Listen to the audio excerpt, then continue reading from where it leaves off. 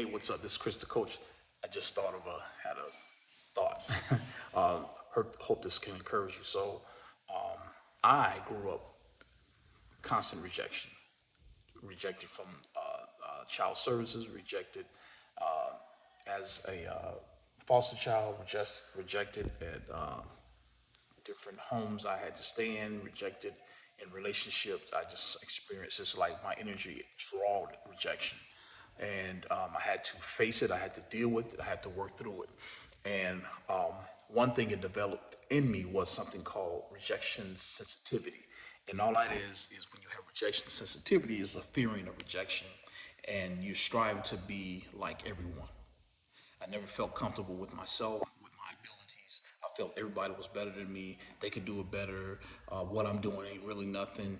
And I would let others go first. And I cover that up as well. I just want to be in the background. I'm just a quiet person. I just like to think. No, a lot of times it was just I didn't have confidence in my abilities. And so I let others go forward or go first. And also, rejection also led me to become a people pleaser. And trying to get validation or receive validation from anyone I could get it from because I didn't receive it growing up. So that was something I was just thinking about. The other thing when you're talking about rejection sensitivity or fear of rejection, being sensitive, especially as a child, I've noticed three things about myself. Number one, in that issue or I was problem I was having, I became an overachiever, struggled with self-esteem, and I had a heightened sensitivity to criticism. So when you talk about overachiever, that means no matter what you do in life, it's not enough. You're not pleased. You try to excel. You become driven to achieve and excel. There are billionaires who have plenty of money that lasts them a lifetime, but it's just not enough. Maybe their parent or whomever caretaker always caused them to be driven. They pushed them to go harder. Never said, you did a good job, or never gave them any accolades and praise for what they did. And so they just want to hear that they did a good job and never got it. And so it caused them to constantly try to prove themselves. And they needed some type of validation. And the problem is with overachieving, the other thing is you need to achieve.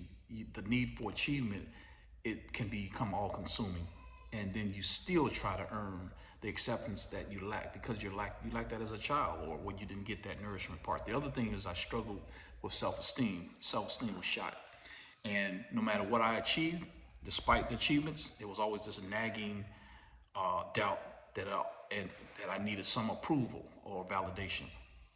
Remember this, you all. This helps me that self worth isn't measured by external success. It comes from within. So I don't give a darn what you have in life. You can have the biggest house, you can have 5 different degrees, and have a PhD and all these things. And if you're not satisfied with yourself from the internally, then your outlook is still going to be negative about yourself. You have to appreciate yourself and you have to validate your own self and say, I am enough. I am enough. The other thing is have heightened sensitivity to criticism. People who grew up feeling like outsiders may be sensitive to criticism. Negative feedback hits harder than a normal person. Reinforcement feels like you're inadequate.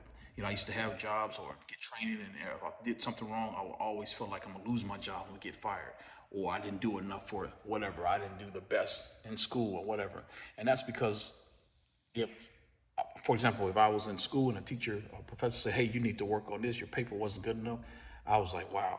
It just threw me off, and so it caused me to go backwards, or I couldn't receive the criticism. So understanding that self worth starts within, and you may be feeling rejection sensitivity. Stop trying to be an overachiever. Understand that you have to build up your self-esteem by accepting yourself, and understand that if somebody criticizes you, you don't take it to heart. It doesn't mean that's the end of the world. It just means use it as understanding I need to get better. So just a little thing I want to say, just something I thought about. Thank you.